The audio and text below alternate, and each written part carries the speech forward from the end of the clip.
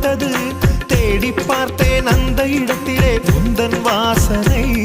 உன் பேரழகு கொஞ்சம், உன் பேச்சழகு கொஞ்சம், என் பருவத்திற்குள் வந்து என்னை பஸ்பம் செய்யுதடா. உன் கண்ணழகு கொஞ்சம், உன் முன்னழகு கொஞ்சம், என் இரவுக்குள்ளே வந்து துளியாயிறங்கி கடலாக மாறியதே.